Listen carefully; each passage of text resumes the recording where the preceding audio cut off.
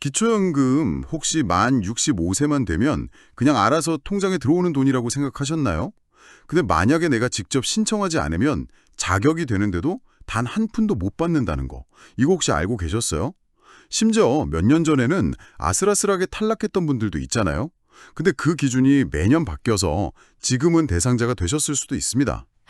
맞아요. 그걸 몰라서 이 소중한 권리를 그냥 놓치고 계신 분들이 생각보다 정말 많으세요. 그래서 오늘 저희가 여러분이 보내주신 이 자료들, 그러니까 정부 공식 발표 자료란 여러 언론사의 심층 분석 기사들을 한번 샅샅이 훑어보려고 합니다. 기초연금의 모든 것을 제대로 파헤쳐보는 거죠. 네. 이게 대체 어떤 돈인지, 또 2025년, 2026년에는 누가 얼마나 받게 되는지, 그리고 앞으로는 어떻게 바뀔 건지 하나하나 좀 명쾌하게 정리해 드릴게요. 좋습니다. 그럼 이 기초연금이라는 것부터 제대로 짚고 넘어가죠. 이게 이름은 연금이라서 우리가 매달 꼬박꼬박 내는 국민연금이랑 비슷한 건가 싶기도 한데 성격이 완전히 다르다고요. 네, 바로 그 지점이 가장 중요합니다. 국민연금은 내가 낸 보험료를 기반으로 나중에 돌려받는 일종의 보험 원리에 가깝잖아요. 근데 기초연금은 그런 개념이 아니에요. 아, 그런 게 아니군요. 네. 쉽게 말해서 어르신들이 최소한의 인간다운 생활은 유지하실 수 있도록 국가가 세금을 걷어서 직접 챙겨드리는, 뭐랄까, 사회 수당 같은 겁니다. 공공부조 성격이 아주 강하죠. 아, 그러니까 제가 낸 돈을 차곡차곡 쌓아서 불려받는 게 아니라 지금 현재 세금으로 어르신들께 바로 지급되는 방식이군요. 정확합니다. 그래서 재원도 국민연금 기금이 아니고요. 매년 편성되는 국가와 지방자치단체 예산으로 충당하죠. 2024년 기준으로 보면 국비랑 지방비 합쳐서 약 24조 4천억 원이 투입됐는데요. 와, 24조요? 네. 단일 복지 사업으로는 우리나라에서 가장 규모가 큰 사업입니다. 사실 이 제도의 역사를 거슬러 올라가면 꽤 흥미로운데요. 1991년에 노령수당이라는 이름으로 처음 시작해서 경로연금, 기초노령연금 이렇게 계속 이름이랑 성격이 바뀌다가 2014년에 지금의 기초연금으로 딱 자리 잡게 된 겁니다. 그렇군요. 뭐랄까, 국가의 노인복지 정책이 시대에 따라 어떻게 변해왔는지를 그 이름의 변천사가 보여주는 것 같네요. 세계은행 같은 국제기구에서는 이런 제도를 어떻게 보나요? 이것도 일종의 사회 안전망으로 보는 겁니까? 아주 좋은 질문이세요. 그 세계은행에서는 국가별 노후소득 보장 체계를 여러 겹의 케이크처럼 다층 체계로 설명을 하거든요. 다층 체계요. 네, 우리가 흔히 아는 국민연금이 1층, 퇴직연금이 2층, 개인연금이 3층이라면요. 기초연금은 이 모든 것보다 더 근간이 되는 0층, 제로필러, 그러니까 최후의 보루 역할을 하는 제도로 분류를 합니다. 아, 0층. 네, 모든 연금 제도의 가장 바닥을 아주 튼튼하게 받쳐주는 그런 안전판인 셈이죠. 알겠습니다. 세금으로 운영되는 0층 연금. 일단 기본 개념은 잡혔네요. 그럼 이제 가장 현실적인 질문으로 한번 넘어가 보죠. 이걸 듣고 계신 분들이 그래서 나는 이게 가장 궁금하실 텐데 누가 받을 수 있는지 그 자격 기준부터 확실하게 짚어주시죠. 네, 핵심 기준은 딱 세 가지입니다. 첫째, 만 65세 이상이어야 하고요. 둘째, 대한민국 국적을 가지고 국내에 거주하셔야 합니다. 그리고 마지막 세 번째가 가장 중요한데요. 가구의 소득과 재산을 합쳐서 계산한 소득 인정액이라는 게 있어요. 이게 정부가 매년 정하는 선정 기준액 이하여야 합니다. 아, 그 소득 인정액. 네, 이 기준은 전체 만 65세 이상 인구 중에서 소득 하위 70%에 해당하는 분들까지는 드리겠다. 이런 일종의 엿수의 선이라고 보시면 됩니다. 바로 그 선정 기준액이 매년 바뀌어서 제일 헷갈리는 부분이더라고요. 작년에 안 됐어도 올해는 될 수 있다는 게 바로 그 때문인 거죠. 2025년 최신 숫자는 어떻게 됩니까? 네, 매년 1월에 업데이트 되니까 이거는 꼭 확인하셔야 해요. 2025년 선정 기준액은 단독 가구는 월 228만 원, 그리고 부부 가구는 월 364만 8천 원입니다. 228만 원이요? 2024년에 단독 가구 기준이 213만 원이었으니까 와, 1년 만에 15만 원. 비율로는 거의 7% 넘게 오른 거네요. 네, 맞습니다. 작년 물가 상승률이 3%대였던 걸 생각하면 엄청난 인상률인데요. 단순히 물가만 반영한 게 아니라는 뜻이겠네요.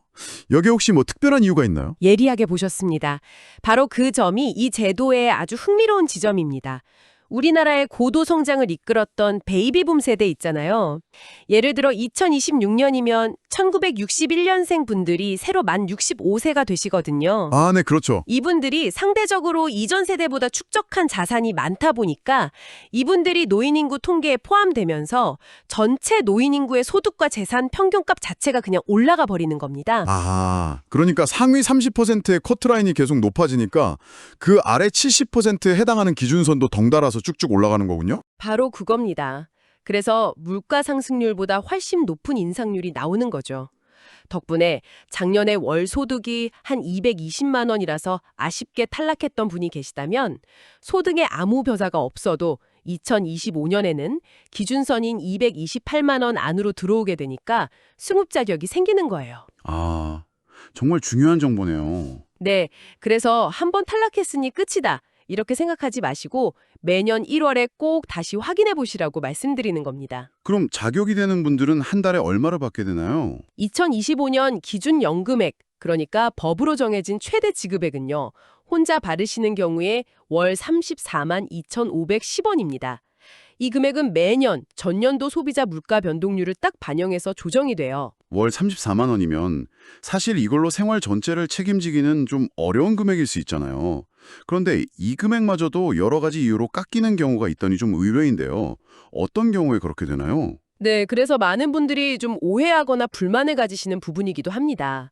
대표적인 감액 제도가 두 가지가 있는데요. 첫 번째는 부부 감액입니다. 부부 감액이요? 네, 부부가 두 분 다 기초연금을 받게 되면 혼자 사는 어르신과의 형평성을 좀 고려해서 각각의 연금액에서 20%씩을 깎습니다. 뭐 생활비를 공동으로 지출하니까 조금 덜 들여도 된다, 이런 논리죠. 두 분 다 받으면 오히려 깎인다니 좀 억울하게 느껴질 수도 있겠네요. 또 다른 하나는 뭔가요? 두 번째가 바로 논란의 핵심인 국민연금 연계감액입니다. 국민연금을 받는다고 기초연금을 아예 못 받는 건 절대 아니고요. 네. 다만 내가 받는 국민연금액이 기준연금의 2025년 기준으로 약 34만 원이잖아요.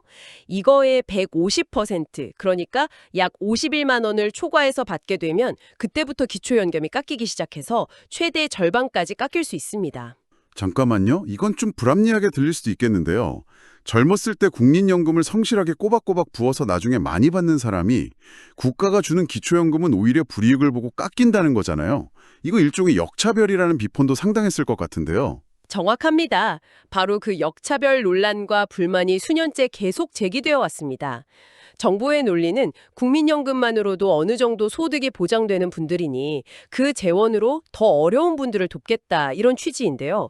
근데 수급자 입장에서는 성실하게 보험료를 낸 결과가 페널티로 돌아온다고 느끼기에 충분하죠. 그렇군요. 이런 문제들 때문에 앞으로 이 제도에 큰 변화가 예고되어 있다는 자료들을 봤습니다. 어르신들께는 그래도 좋은 소식일 것 같은데요. 맞습니다. 정부가 큰 틀의 로드맵을 제시했습니다. 우선 2026년부터는요. 기준 중위소득 50% 이하 같은 저소득층 어르신들을 시작으로 기초연금을 월 40만 원으로 올리고요. 그리고 2027년에는 전체 수급자에게 확대 적용할 계획입니다. 월 40만 원으로 올리고 또 아까 논란이 됐던 그 부부 감액도 줄인다니 어르신들께는 정말 좋은 소식이네요. 하지만 이게 정말 실행 가능할까요?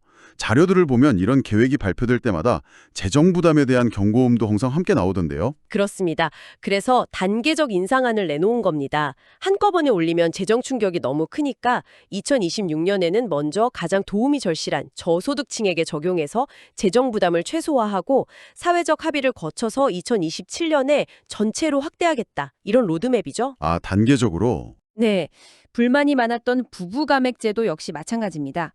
2027년에는 소득 하위 40% 가구에 한해서 감액률을 20%에서 10%로 낮추고요. 2030년에는 완전히 폐지하는 방안을 추진 중입니다. 시간을 두고 좀 충격을 흡수하겠다는 거죠. 결국 얼마나 더 드릴 것인가와 국가 재정이 이걸 감당할 수 있는가 사이에 팽팽한 줄다리기가 계속되는 셈이군요. 맞습니다. 우리나라 고령화 속도가 세계적으로 유례 없이 빠른 게 가장 큰 문제입니다. 한 연구 자료에 따르면요. 이런 추세라면 2050년에는 기초연금 수급자가 1,330만 명까지 늘고 여기에 필요한 돈은 무려 125조 원을 넘을 수도 있다고 전망합니다. 125조 원이요? 와, 그게 어느 정도 규모인지 감이 잘 안 오는데요. 예를 들어서 지금 우리나라 1년 국방 예산이랑 비교하면 어느 정도인가요? 아주 좋은 비교 대상입니다. 2024년 우리나라 국방 예산이 약 59조 원이었으니까 그거의 2배가 넘는 어마어마한 돈이 매년 오직 기초연금 지급에만 들어간다는 뜻입니다. 와, 국방 예산의 2배. 네. 국가 재정의 우선순위를 완전히 뒤바꿔야 할 수도 있는 그런 엄청난 규모죠. 그래서 제도의 장기적인 지속 가능성에 대한 깊이 있는 고민이 필요하다는 목소리가 계속 나오는 겁니다. 알겠습니다. 그럼 다시 좀 현실적인 이야기로 돌아와서요. 내 자격이 될 것 같다고 판단이 되면 어떻게 신청해야 하나요? 가장 중요한 원칙은 앞서 말씀드렸듯이 신청주의라는 겁니다. 가만히 있으면 아무도 챙겨주지 않습니다. 직접 신청해야 합니다. 아, 직접. 네. 시기는 만 65세가 되는 생일이 속한 달의 한 달 전부터 신청할 수 있고요. 다행히 국민연금공단에서 만 65세가 되기 한두 달쯤 전에 우편이나 카카오톡으로 신청하라고 안내문을 보내주거든요. 이걸 받으시면 잊지 말고 바로 움직이시는 게 좋습니다. 법은 여러 가지입니다. 신분증 들고 가까운 읍면동 주민센터나 국민연금공단 지사에 방문하셔도 되고요. 요즘은 온라인 복지로 사이트를 통해서 집에서 편하게 신청할 수도 있습니다. 거동이 불편하신 분들을 위해서 공단 직원이 직접 집으로 찾아가는 찾아뵙는 서비스도 있으니까요. 꼭 활용해 보시기 바랍니다. 신청할 때 가장 헷갈리는 부분이 바로 그 소득 인정액 계산일 것 같아요. 그냥 월급만 보는 게 아니라고 하셨죠? 네, 많은 분들이 나는 집 한 채밖에 없는데 무슨 소득이 있냐? 이렇게 생각하시는데 그렇지 않습니다. 소득 인정액은 크게 2가지를 더해서 계산하는데요. 하나는 실제 월소득, 그러니까 근로소득, 사업소득, 이자소득 같은 것이고 다른 하나는 재산의 소득 환산액입니다. 재산을 소득으로 환산한다. 말이 좀 어려운데요. 예를 들어보죠. 서울에 시가 5억 원짜리 아파트 한 채만 달랑있고 다른 소득은 전혀 없는 어르신이 계시다고 가정하면 이분은 기초연금을 받을 수 있나요? 네, 바로 그런 점 때문에 계산이 복잡한데요. 아주 간단하게 한번 설명해 볼게요. 그 5억 원짜리 집을 월소득으로 환산하는 공식이 있거든요. 먼저 대도시에 거주하면 기본적으로 1억 3,500만 원은 재산에서 빼줍니다. 아, 일단 빼주는군요. 네, 그럼 3억 6,500만 원이 남죠. 여기에 연 4%의 소득 환산율을 곱하고 이걸 다시 12개월로 나눠요.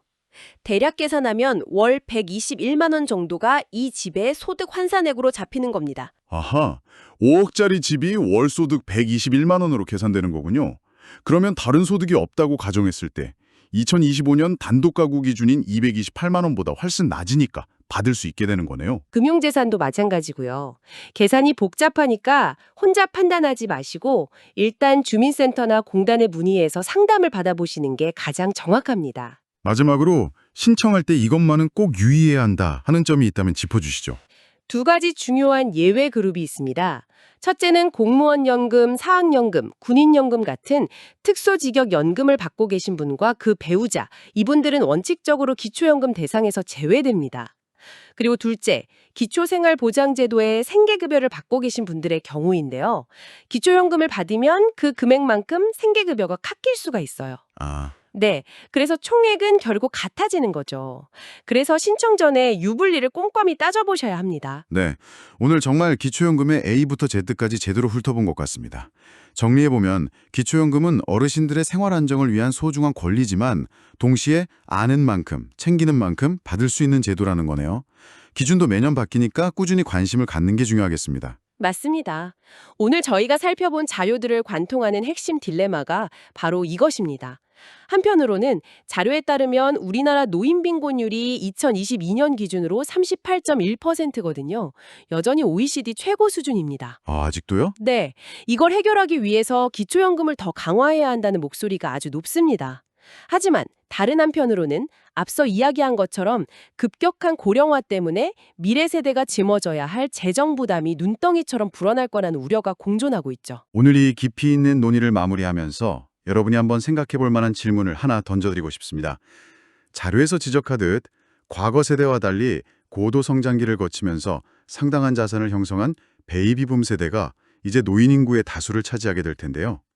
이런 상황에서도 과연 지금처럼 소득 하위 70%라는 보편적인 기준을 계속 유지하는 것이 맞을까요? 아니면 이 제도의 재원을 정말 도움이 절실한 취약계층에게 더 집중하는 방식으로, 즉 선별적 복지로 전환해야 할까요?